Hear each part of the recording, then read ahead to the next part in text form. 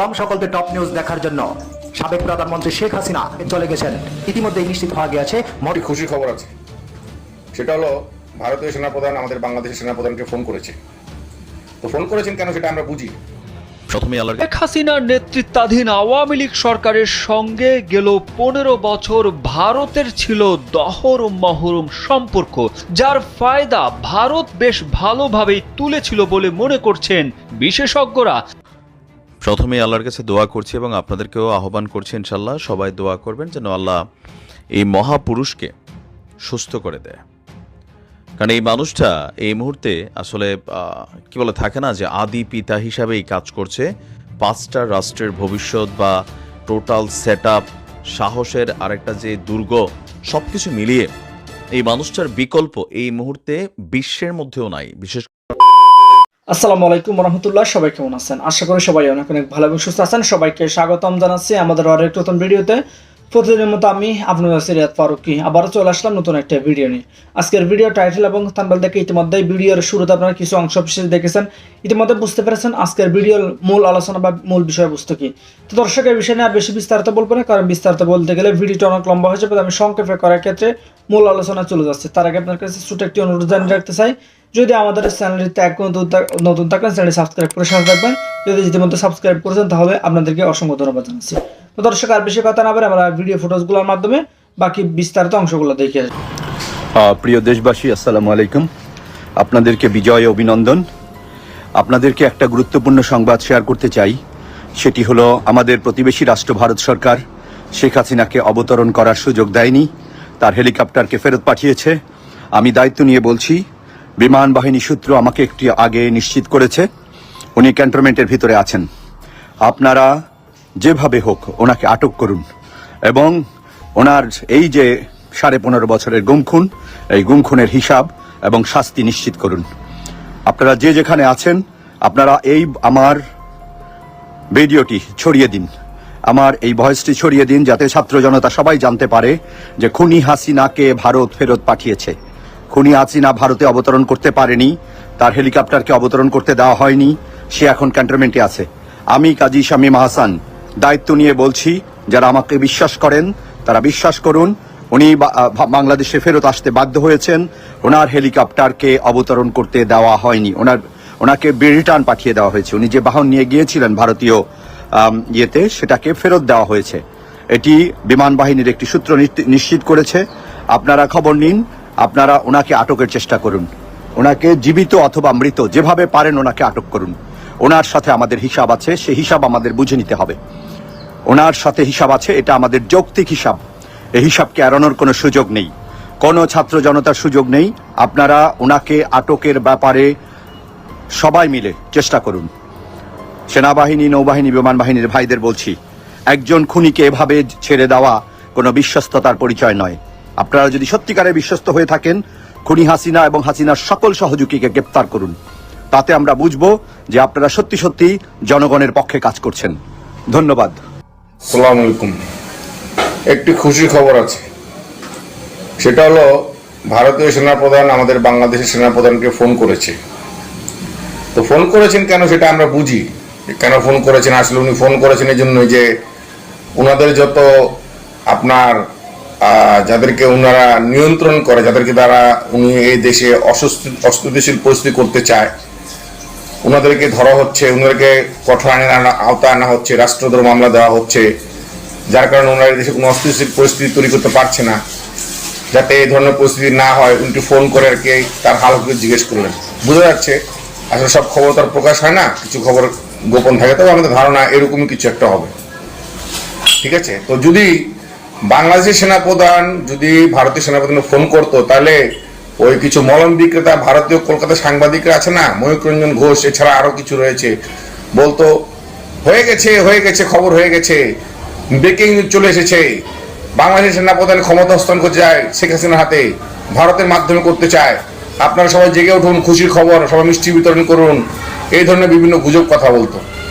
আর কিছু আছে ওই তরুণ ঘোষ আর কি যেন কয়েকটা নাম আছে, অখাদ্য কুখাদ্য সাংবাদিক, এরা প্রচার করে যে সব হয়ে গেছে, সব ঘেরা হয়ে গেছে, সব এই করছে সেই করছে, অযথা মানুষকে গুজব ছড়িয়ে মানুষকে বিভ্রান্ত করে।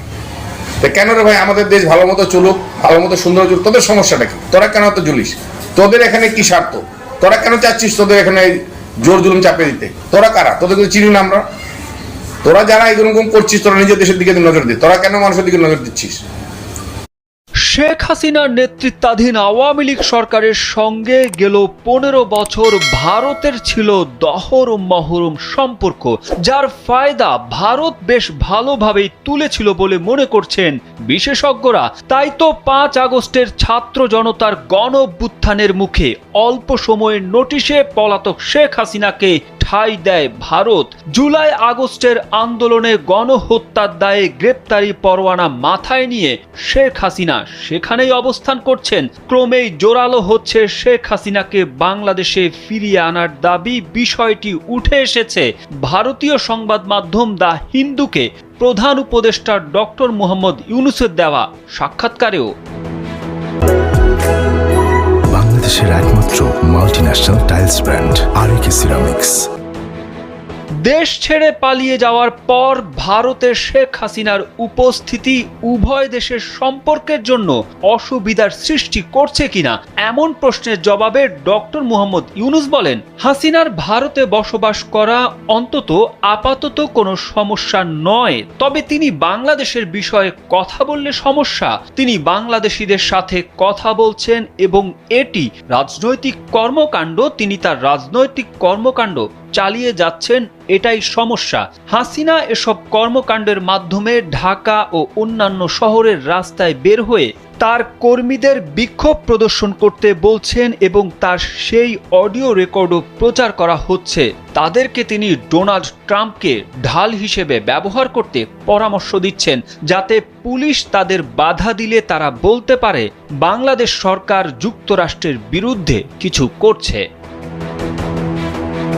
ঢাকায় নিজের বাসভবনে দ্য হিন্দুর সাথে একান্ত সাক্ষাৎকারে হাসিনাকে দেশে ফিরিয়ে আনার বিষয়ে ডক্টর মোহাম্মদ ইউনূস বলেন, আমরা তাকে ফিরিয়ে আনতে সব আইনি উপায় অবলম্বন করব, তবে প্রত্যর্পণ চুক্তি অনুযায়ী যদি ভারত হাসিনাকে ফিরিয়ে না দেয় তাহলে কি হবে এমন প্রশ্নের জবাবে ডক্টর ইউনূস পাল্টা প্রশ্ন করে বলেন, আপনি বলতে চাচ্ছেন ভারত চুক্তি লঙ্ঘন করবে? হ্যাঁ, চুক্তিতে এই ধরনের ধারা আছে, কিন্তু হাসিনাকে রাখতে যদি ভারত সরকার সেগুলোকে ব্যবহার করে তাতে বাংলাদেশ ও ভারতের মধ্যে খুব একটা সুখের সম্পর্ক তৈরি হবে না।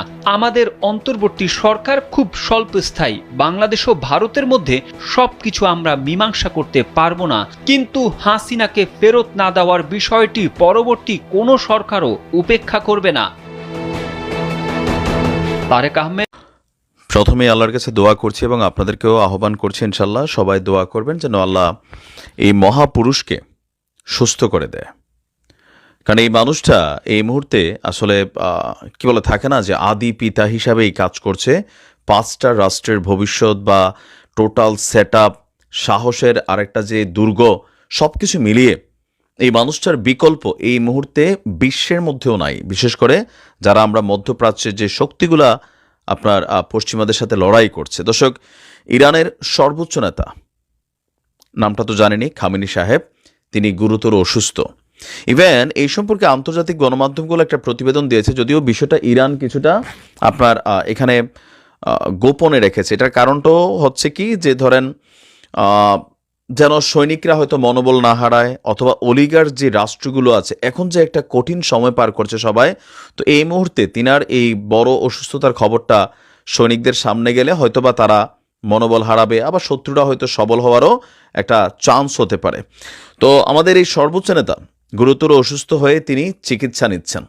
মার্কিন গণমাধ্যমগুলো বলছে যে তিনাকে যথেষ্ট গোপনে বিশেষ জায়গাতে চিকিৎসা দেওয়া হচ্ছে, যেটা আমজনতার সামনে প্রকাশ করা হচ্ছে না।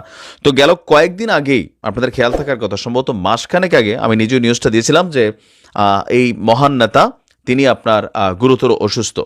এখন তার অসুস্থতাটা যেই পর্যায়ের, ওনার বয়স হয়ে গেছে, ওনার বয়স আমার ধারণা প্রায় 90-র উপরে হবে বা কাছাকাছি লেভেলে আছে, কিন্তু এখন পর্যন্ত ওনার একটা হাতের ইশারায় 5টা-6টা রাষ্ট্র, তাদের সিস্টেম, পশ্চিমারা, ইব্রাহিম রাইসি মরার পরে তিনি মানসিকভাবে মারা যাওয়ার পরে অনেকটাই মানসিকভাবে আসলে হয়তো দুর্বল হয়ে গেছেন, কারণ ওনার জায়গাতে প্রেসিডেন্ট ইব্রাহিম রাইসি ভবিষ্যৎ নেতা হওয়ার কথা ছিল। তো এখন সম্ভবত ওনারই বড় ছেলে যিনি, তিনি তার জায়গাটা আসবেন। তাও আবার এটা নিয়ে ইরানি পলিটিক্স আছে যে এখানে তাকে সবাই পছন্দ করেও না, মানে ওনার ছেলেকে, উনি সবার কাছে সর্বজন শ্রদ্ধেয়।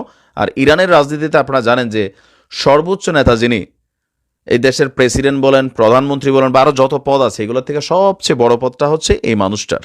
আর তার কথা পুরো রাষ্ট্র প্লাস 5টা দেশের অর্থনীতি, ইকোনমি, সমরনীতি সব কিছুই এই মানুষটার সাথে কানেক্টেড। আর দীর্ঘ জীবন তিনি ইসলির বিরুদ্ধে, পশ্চিমাদের বিরুদ্ধে যেই মেধা, প্রজ্ঞা, জ্ঞান দিয়া তিনি তার এই বিশাল জীবনকে আলোকিত করেছেন, অথবা ইতিহাসকে কোনো এক সময় হয়তো পর্যালোচনা করলে 100 বছর, 50 বছর, 200 বছর পরে ওনার নাম ইতিহাসে লেখা থাকবে যে হ্যাঁ, ওনার হাত ধরেই আপনার এই অভ্যুত্থান হয়েছিল। ইভেন পশ্চিমাদের পুঙ্গি বাজানো বলেন, ইসলিরে একঘরে করা বলেন, এটা করতে সক্ষম হয়েছিল। তো এখন ওনার চিকিৎসা নিয়ে আসলে মানে কী ধরনের সমস্যা, বড় কোনো, মেজর কোনো নাকি ছোট কোনো, এটা সম্পর্কে আসলে স্পষ্ট তথ্য পাওয়া যায় নাই। তবে অসমর্থিত সূত্রে ইরানের কয়েকজন কর্মকর্তা মার্কিন গণমাধ্যমকে বলেছেন যে তিনি অসুস্থ আর তার চিকিৎসা চলছে, তবে সেটা অতি গোপনীয়ভাবে। সর্বশেষ গত কয়েকদিন আগে তিনি প্রকাশ্যে আসছিলেন, সেখানে তার হাঁটাফেরা দেখে অনেকে বলছিল যে তিনি অসুস্থ, বাট আউটও হয়তো দেখানোর চেষ্টা করে যে তিনি সুস্থ, কারণ শত্রুরা হয়তো বিষয়টাকে অন্যভাবে নেবে। তো দোয়া করি আল্লাহ যেন তাকে সুস্থ করে অন্তত আরও 2-4-5টা বছর এই মধ্যপ্রাচ্যের পরিস্থিতিটা শান্ত পর্যন্ত আল্লাহ যেন তারা জীবিত রাখেন। কারণ এই মুহূর্তে তিনার যদি কিছু হয়, সব কিছু হজবরল হয়ে যাবে। বিকল্প নাই ইরানের হাতে এই মুহূর্তে। যে নতুন প্রেসিডেন্ট মাসুদ পেজেশকিয়ান, কয়দিন নাম শোনেন লোকটার, কিন্তু ইব্রাহিম রাইসি থাকতে একের পর এক ঘটনা নিয়ে তিনি আলোচনায় থাকতেন। বাট মাসুদ পেজেশকিয়ান আসলে ওই রকম না, মানে যতটা আমি আগে বলছিলাম যে এই লোক ইব্রাহিম রাইসির বিকল্প হইতে পারে না, তো এখন ওনারও বিকল্প আপাতত নাই। আল্লাহ তাকে সবাই ভিডিওটা দেখে বিস্তারিত বুঝতে পেরেছেন আজকের ভিডিওর মূল আলোচনা। ভিডিওটি দেখে আশা করি আপনার কাছে ভালো লেগেছে। ভিডিওটি কেমন লেগেছে কমেন্টে জানিয়ে ফেলুন। দেখাবো না কোনো ভিডিওতে, আমাদের চ্যানেলটিতে নতুন থাকলে চ্যানেল সাবস্ক্রাইব করে সাথে থাকবেন। এতক্ষণ সাথে থাকার জন্য সবাইকে অসংখ্য ধন্যবাদ। আজ এতটুকুই, দেখাবো না কোনো ভিডিওতে। ভালো থাকবেন, সুস্থ থাকবেন। চ্যানেলে নতুন থাকলে চ্যানেল সাবস্ক্রাইব করে সাথে থাকবেন। আল্লাহ হাফেজ।